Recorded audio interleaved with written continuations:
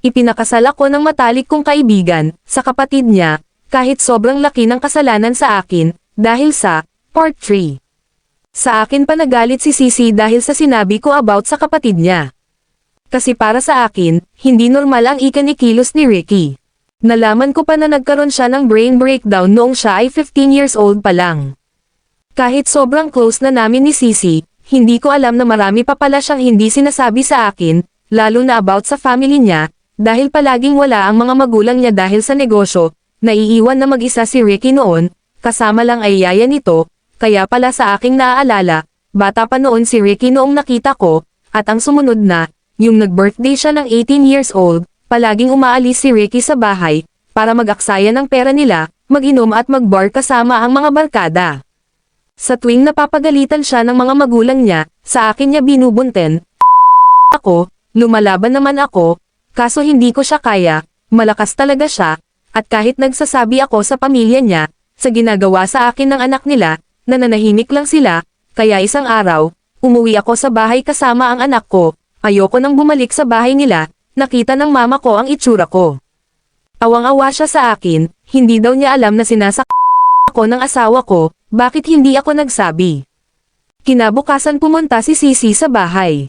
Nakikiusap na bumalik na ako, dahil sobra na daw akong miss ni Ricky, alam kong hindi, baka galit na yon, hindi lang niya masabi, nagdesisyon na ako na hindi na babalik.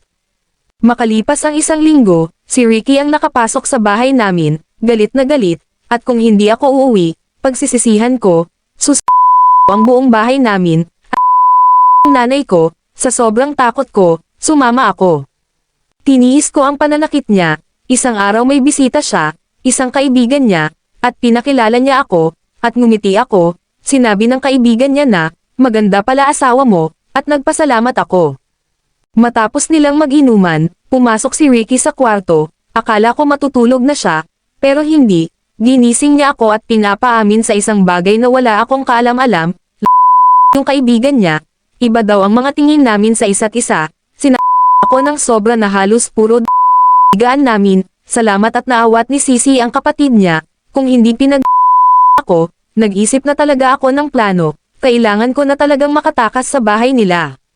Nang ako ay medyo okay na, umalis kaming muli ng anak ko, umuwi kami sa amin, at agad na kaming lumuwas ng Manila, dala ko ang pera ni Sisi na kinuha ko sa kwarto niya, at ilang alahas, sa isip ko bahala na, basta makalayo kami, dito sa Manila nakapagsimula kami ng ayos.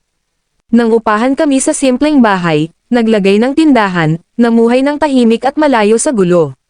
Isang bangungot sa buhay ko ang nangyari sa akin, na kailanman ay hinding-hindi ko makakalimutan, yung galit at sakit na dinulot nilang lahat sa akin, pero mas pinili ko pa ring manahimik. At mamuhay ng normal, kasama ang anak ko, at mama ko, wakas po ng kwento. Maraming salamat po sa lahat ng sumubaybay.